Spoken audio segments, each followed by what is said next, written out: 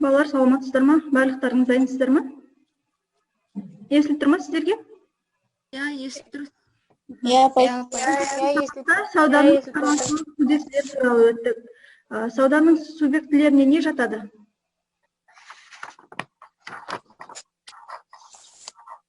Шаруашылықты жүргізу субъектілері. Қандай органдар жатады оларға?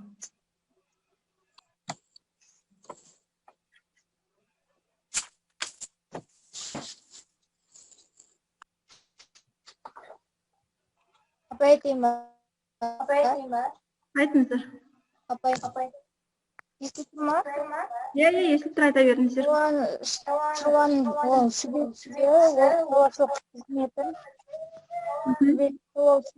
қызметін айналысушы және заңды немесе жеке тұлға ретінде.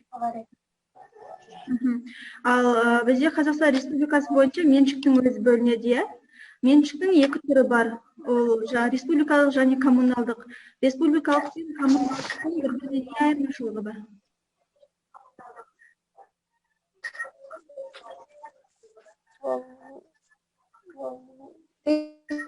Республикалық ол әлеуметтік дамуының жалпы мемлекеттік міндетін шешу, ал коммуналдық меншікті кәсіпорындар, тиісті аумақтар. Жарайды, біз онда бүгінгі сабағымызды бастаймыз. Сіздерге көрініп естіліп тұр ма бәрі?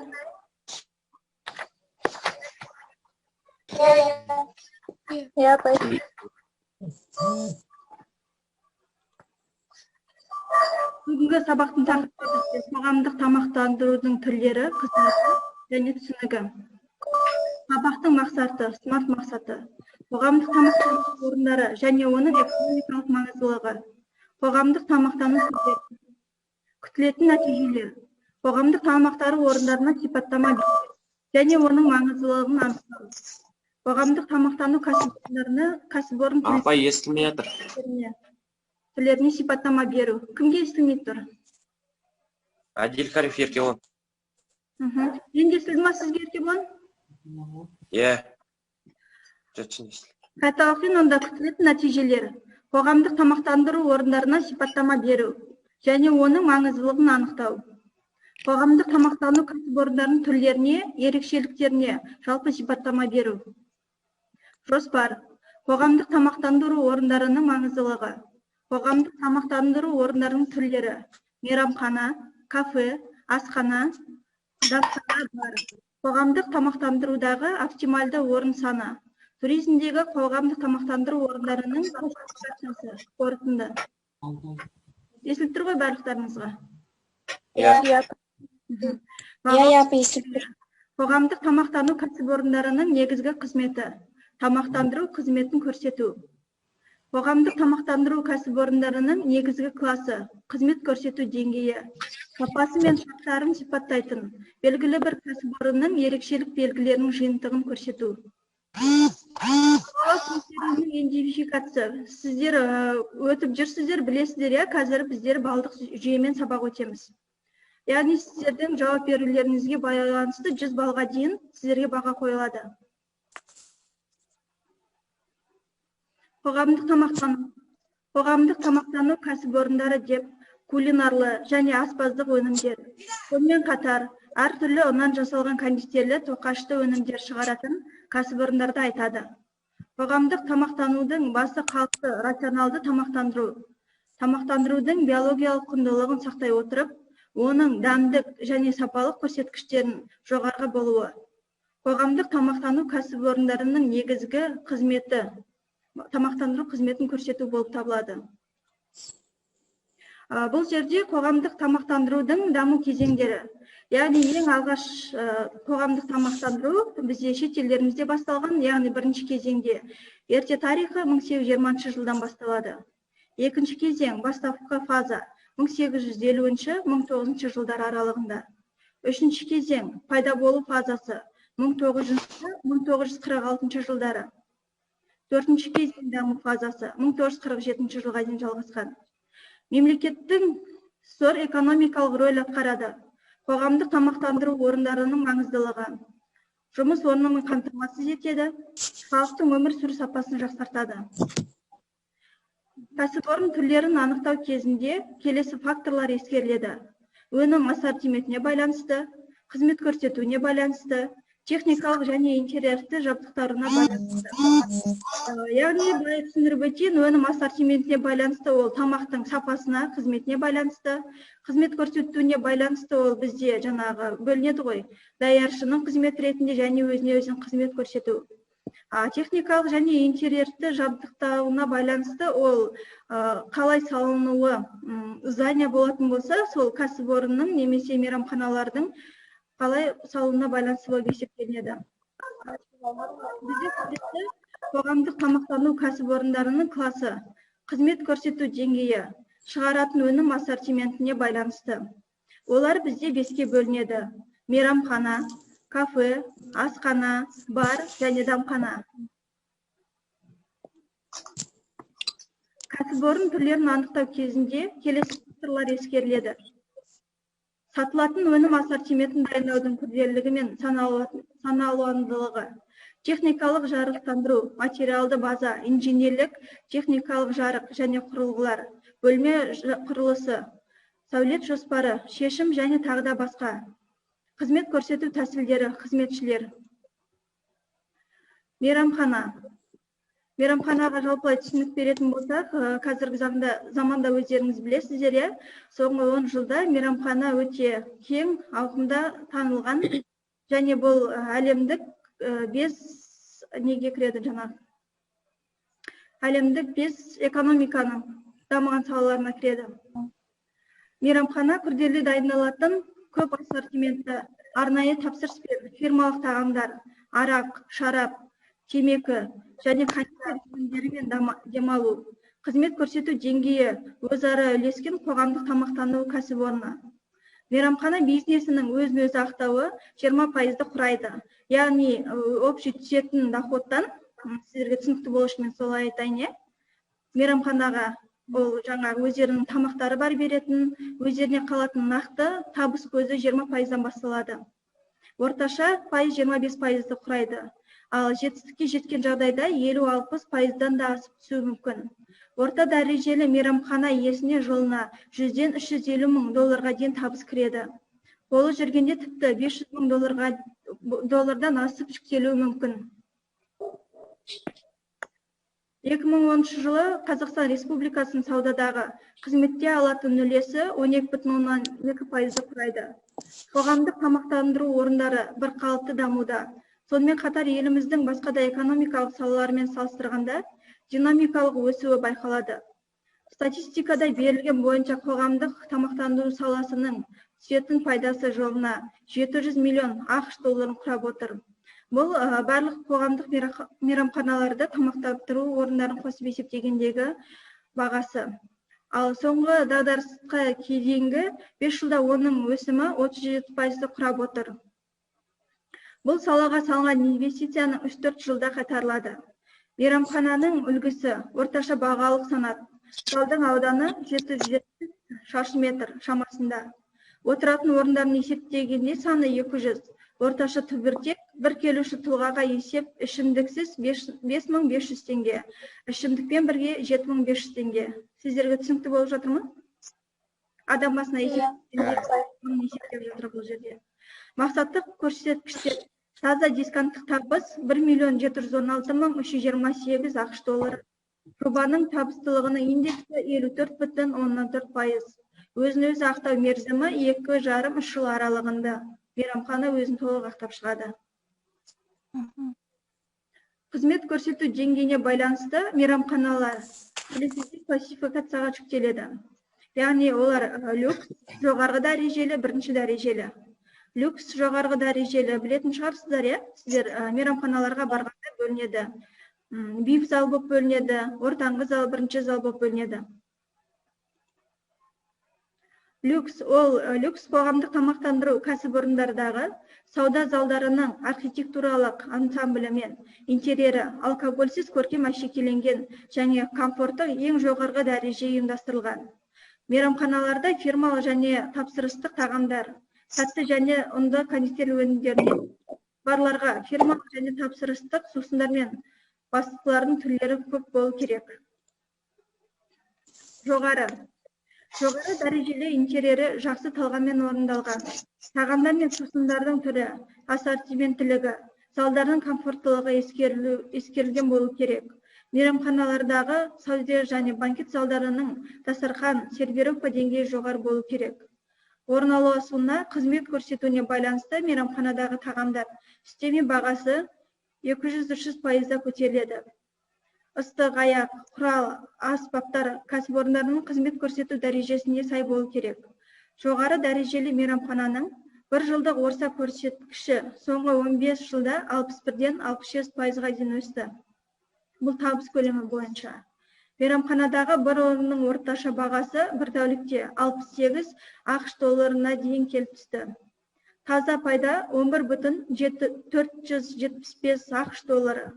Оның 50% тамақтандырудан, 25% қосымша қызметтерден, 1,15% телефон қызметінен, арендадан 2%, басқа қызметтер түрінен 3%.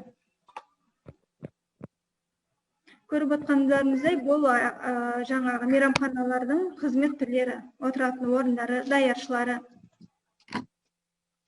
Бірінші деңгей. Интерьері үйлесімділікпен орындалған, күрделі және жай дайындалған тағамдар мен сусындар ұсынылады. Кафе. Кафе мейрамханаға қарағанда тағам ассортименті шектеулі. Тұтынушылардың демалатын орны. Кафеде фирмалық арнайы тапсырыс бойынша дайындалған қиын емес тағам ассортименті, бірақ шектеулі. Сонымен қатар ыстық, кофе, чай, какао және суық шырынды сусын, сүтті, ұнды, тәтті өнімдер болады. Екінші тағам ретінде жұмыртқа, сосискалар, блини ұсынылады. Бірінші тағам ретінде тек сорпа беріледі. Сіздер өздеріңіз күнделікті барып жүрген асхана, кафе, мейрамханалар туралы бұл жалпы түсініктер, соларға түсінік беру бағдарламасы бойынша. Асхана. Асхана қоғамдық тамақтанудың ең жақсы тараған түрі. Негізгі мақсаты халыққа өз тағамдарын пайдалану. Тұтынушы өтініш бойынша толық рацион. Таңғы ас, түскі ас, кешкі ас және жарты ұсынылады. Асханаларда түстіктер үйге босатылады. Тапсырыс қабылдайды. Жартылай фабрикаттар мен кулинарлы өнімдер сатылады. Асхана негізгі халық тамақтандыратын залында 10 үстел 40 орындық тұрады. Жалпы асхана таңертең сағат 10:00-ден кешкі 23:00-ге дейін жұмыс жасайды. Бұл жерде үйге босатылады, үйге тапсырылады деген қазір өздеріңіз білесіздер, доставкамен апару бойынша. Түсініктіңіз?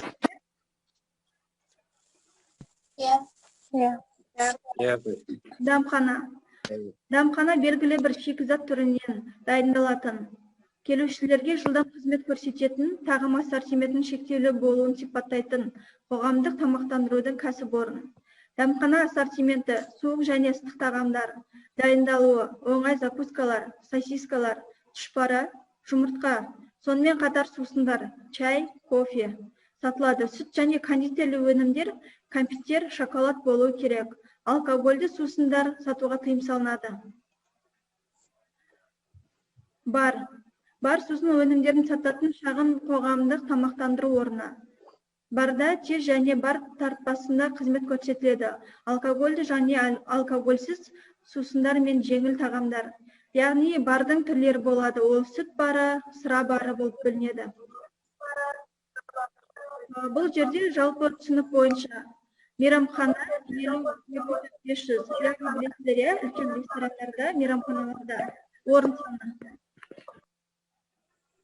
Бар, сүт бары, шарап, гриль, ол 25-ден 50-100 адамға дейін орын саны беріледі. Бар, сыра барында 25-ден 100-ге дейін орын саны кездеседі. Кафе, жалпы типтік 50-70-100 адамға дейін орын саны бар. Кафе, арнайы типті, балалар, жастар, ұлттары, жаңа ата-аналармен бірге демалатын кафелер арнайы. Ол жерде 25-ден 100 адамға дейін орын саны беріледі. Асхана 50-ден 100 адамға дейін. Дәмхана 25-50 адам. Кафетерлер 8-ден 50 адамға дейін орын беріледі. Сіздерге көрініп тұр ма бәрі? Иә, апай. Бұл жерде туризмдегі қоғамдық тамақтандыру орындарының классификациясы көрілген кесте бойынша. Кәсіпорын типтеріне байланысты мейрамханалар, кафе, авиациялық мейрамхана, темір жол автобусы болып келеді. Яғни меншік түріне байланысты ол екіге бөлінеді, жеке және жалға алынған. Оны қалай түсінесіздер? Жеке және жалға алынған. Жеке деген өз адамдікі, ал жалға алынған біреудің атынан өзі жұмыс істей ма? Иә, дұрыс. Жеке деген ол частный ғой, ИП ретінде келеді да, ал жалға алынған сол арендаға беру барысы бойынша белгіленген. Орналасқан орны бойынша ол қонақ үй құрамында, басқа да орналасу құрамында автомобильді. Яғни мейрамханалар тек қана өзі бетінше ғана емес, олар жаңа қонақ үйдің ішінде болады мейрамханалар, басқа да орындарда мейрамханалар кездеседі ғой. Сол бойынша жалпы көрсету түріне байланысты, қызмет көрсетуіне. Өз-өзіне қызмет көрсету, даяршы көмегімен қызмет көрсету. Оны қалай түсінесіздер? Өз-өзіне қызмет көрсету деген, өз сол затты алып, немесе ыдысын жуып кетуге, қызмет көрсетуге болады. Ал если даяршы көмегімен деген, ол даяршының көмегімен, яғни даяршы оған өзінің жейтін заттарын әкеп беруге болады деп түсінемін өз басым. Өз-өзіне қызмет көрсету бізде көбінесе жаңағы асханаларда немесе қағанат сияқты тамақ орындарында кездеседі. Сол себепті олар екіге бөлінеді. Кафелерде негізінен даяршы көмегімен қызмет етіледі. Категориясы бойынша 5 жұлдызды, өздеріңіз естіп біліп жүргендей, олар 1 жұлдызды, 2 жұлдызды, 3 жұлдызды, 4 жұлдызды және ең үлкені 5 жұлдызды болып бөлінеді. Ассортименті бойынша кешенді тағамдар, кең тағамдағы тағамдар, ұлттық тағамдар, экзотикалық тағамдар болып келеді. Видеоға назар аударыңыз. Көрініп жатыр, апай. Көрініп жатыр.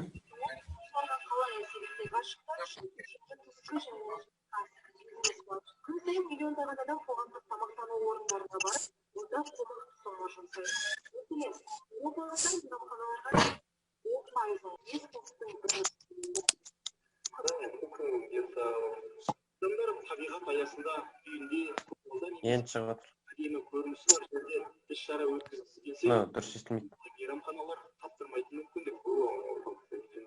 Қазақстанда 100-ге жуық кеңсенің қызметі бар, және олардың саны жыл сайын артып келеді. Ұйымдастырушылардың айтуы бойынша, бұрындары аталмыш үлкен компаниялар қазір өзге үрдістің бағыт алғанын айтады. Оның бірнеше санаты бар. Яғни жеке-жеке тоқталар болсақ, эконом класс, стандарт және тип. Экономның құны адам басына 2,5 мың теңгеден басталады. Онда егер фудшефке қосымша тапсырыс берілсе, сәйкесінше адам басына алынатын сомада өседі. Себебі онда мүлде басқа мәзір және жеңіл тамақ болады. Ал ең қымбаты бұл банкет. Тамақ әзірлеумен қатар бірнеше сағатта кеңсенің немесе таудағы көгалды мейрамханаға айналдыру да ұйымдастырушылардың міндетін белгілейді. Егер тапсырыс болса, өзімізбен бірге ас пісіретін пешті үстел алып келіп, ыдыстарды дайындап, тіпті ыдыс жуушыға дейін келуі қажет. Бір сөзбен айтқанда, барлық қызметкердің бірге болуына тура келеді. Халық арасында мұнда қызмет түрі сұранысқа ие болса да, дәстүрлі кафелік мейрамханалар нарықта көш бастап келеді. Елде 35 мыңнан астам қоғамдық тамақтану орны бар. Жыл сайын бұл көрсеткіш 30% артып отыр. Мәселен, 8 жыл бұрын Қазақстан бойынша 7 мыңнан сәл асатын мейрамхана болатын. Бәсекелестікпен тұтынушыға деген күрес мейрамхана мамандары мен маркетологтарды ас үйдегі қызмет көрсетуді егжей-тегжейлі ойланыстыруда талап етті. Оның 4 көрсеткіші бар. Қонақ. Бұл орта түбіртек. Яғни, меймандардың қаншасы қайда тамақтануға келеді. Көрсетудің маңызы өте зор. Себебі тамақтың мәжілігі мен жақсы маркетинг бола тұра, қызмет көрсету төмендегендей болса, тұтынушылардың қайта сол мейрамханаға келуі екіталай. Екінші видеоға назар аударыңыздар. Кешкі асқа қазақстандықтар $100 миллион жұмсайды. Бұл соманың жартысы орташа деңгейдегі қоғамдық тамақтану орындарына түседі. Қазіргі таңда мейрамханалар ақырындап 10 жыл бұрынғы қалпына қайта келуде. Олар кафе, паб, бар түрінде жұмыс істейтін болды. Сарапшылардың орташа деңгейдегі мекемелердің ішінде кофеханалардың халық арасында танымалдылығы артып жатқанын айтады. Елімізде мұндай демалыс орындары ашылғанда көп болмаса да өз орнын тауып үлгерді. Статистика бойынша халықтың 4/1 бөлігі кофеханалардың тұрақты тұтынушылары. Адам басына орташа түбіртек $15 айналды. Ал сарапшылардың мәліметі бойынша бір ғана кофеханада айына 5.000 шырақ кофе өткізіп, достармен қосып тамақтануға болады. Статистика бойынша келіссөздердің 70% дәл осындай ыңғайлы әрі тыныш жерде жүргізіледі екен.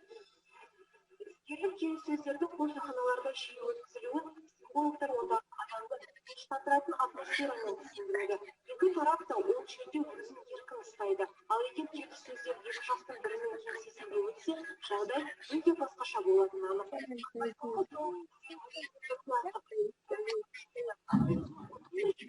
Өте тез жылдамдықпен өсіп келе жатқан баға жыл сайын 25%-ға артып отыр. Стрит-фудқа қазақстандықтар жылына 200 миллион кафелерге қарағанда осындай орындарда тамақтануды көздейді. Сарапшылар қоғамдық тамақтану орындары арнайы бағыт бойынша, яғни Украина мейрамханасы, орыс, грузин, Қытай астанасы мекемелер көптеп ашылып жатқанын айтады.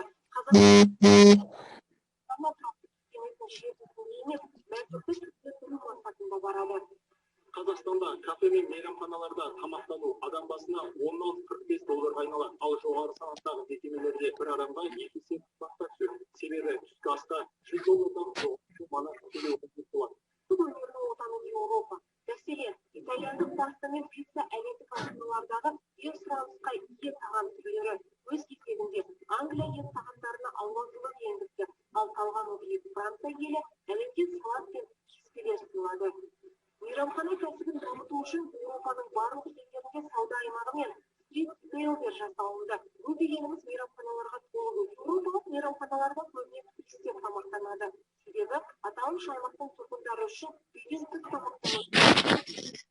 Германиядағы кафелерде сусыз тек астың өзі адам басына €2 айналуы мүмкін.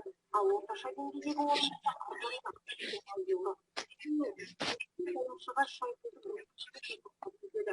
Ол соманың 5-15%-ын құрайды. Ұлыбританиядағы мейрамханаларда тамақтану бағасы жоғары.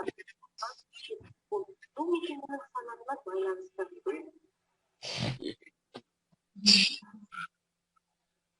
Жаңа видеоны көрдіңіздер ғой, сіздерге түсінікті болды ма? Ол жерде жалғыз Қазақстанның экономикасы, Қазақстанның мейрамханалары ғана емес, шетелдің мейрамханаларында табыс айтылған. Ол жерде бізде бағалау критерийі бойынша, яғни сіздерге үй тапсырмасы ретінде беріледі. Ол жерде 4 тапсырма бар, көріп отырсыздар, иә? Қайсысына жауап берсеңіз, қандай баға алатындығы.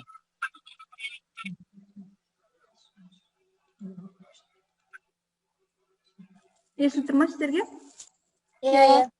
Мен сіздерге тапсырманы платформасы арқылы жіберемін. Осы сұрақтарға жауап беріп, өздеріңіз балдарыңыз алатын боласыздар. Жарайды, апай. Бұл жерде рефлексия деп тұр, яғни бүгінгі сабақтан сіздердің не үйрендігендеріңіз, яғни білемін, білдім және білгім келеді. Осыған сіздер конспект жасайсыздар, яғни бүгінгі сабақта не білдіңіздер, білгілеріңіз келеді сол бойынша. Сіздерге түсінікті ме? Иә. Жарайды.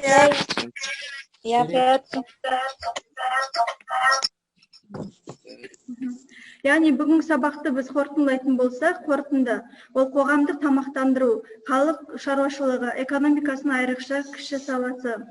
Кез келген ел үшін қоғамдық тамақтандыру орындары зор экономикалық рөл атқарады. Қоғамдық тамақтандыру орындарына анықтама бере отырып, олардың қызмет көрсету ерекшеліктеріне тоқталады. Қазіргі экономика орныққан қоғамда тамақтандыру орындарының маңызы мен әсері өте зор. Сіздерге бүгінгі сабақ түсінікті болды деп ойлаймын, қатты қиын емес, өздеріңіздің күнделікті барып көріп жүрген бар туралы. Сұрақтарыңыз бар ма? Жоқ. Болыңыздар, келесі сабаққа толық көлемде дайындаласыздар. Мен сіздерге Платонов платформасы арқылы сабақты жіберемін. Жарайды, апай. Жарайды, апай. Жарайды, апай. Сау болыңыз. Сау болыңыз, апай.